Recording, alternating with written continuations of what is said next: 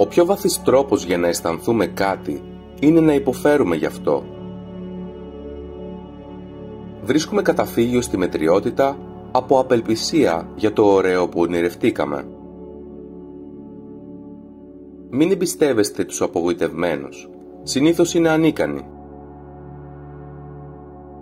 Τίποτα δεν είναι πιο ταπεινωτικό από το να βλέπεις ηλίθιους να πετυχαίνουν σε δραστηριότητες τις οποίες εμείς έχουμε αποτύχει. Μια ψυχή μετριέται με το μέγεθος της επιθυμίας της. Η ηλιθιότητα, ο εγωισμός και η καλή υγεία είναι τα τρία συστατικά της ευτυχίας. Από μια ηλικία και μετά, τα δύο μπράτσα μιας πολυθρόνας σε ελκύουν πολύ περισσότερο από τα δύο μπράτσα μιας γυναίκας. Όλο το όνειρο της δημοκρατίας είναι να ανυψώσει την εργατική τάξη στο επίπεδο ηλιθιότητας στο οποίο έχουν φτάσει οι μικροαστοί.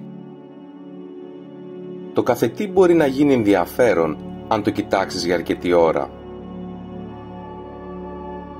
Για να ζήσει κανείς ευτυχισμένος χρειάζεται καλή υγεία, εγωισμό και βλακεία. Αν όμως λείπει η βλακεία, τα άλλα δύο μόνα τους πάνε στράφη.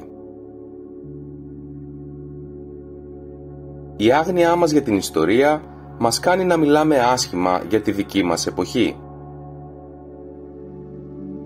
Το να δίνεις στο κοινό πληροφορίες για τον εαυτό σου είναι μια μικροαστική αιμονή στην οποία πάντα αντιστεκόμουν. Κάθε σημείο στη ζωή είναι ισορροπημένο όταν δημιουργούμε μια αρμονία ανάμεσα στον εσωτερικό μας εαυτό και τον περιβάλλοντα κόσμο.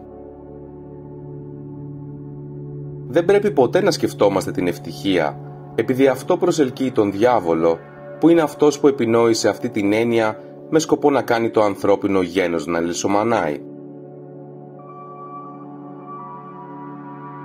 Η επιτυχία είναι αποτέλεσμα, αλλά δεν μπορεί να είναι σκοπός.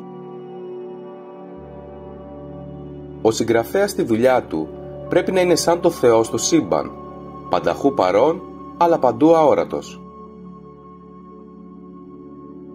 Ο ενθουσιασμός έχει μεγαλύτερη αξία από το γούστο. Να είσαι συνηθισμένος και τακτικός στη ζωή σου, για να είσαι βίαιος και πρωτότυπος στη δουλειά σου. Τα ταξίδια μας κάνουν ταπεινούς. Συνειδητοποιούμε πόσο μικροσκοπικός είναι ο χώρος που καταλαμβάνουμε σε αυτόν τον κόσμο. Ψέματα την ημέρα και όνειρα τη νύχτα. Αυτό είναι ο άνθρωπος.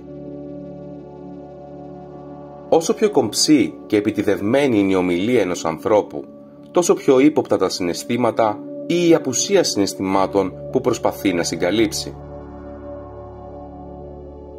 Η ειδονή βρίσκεται πρώτα στην προσμονή, μετά στη θύμηση.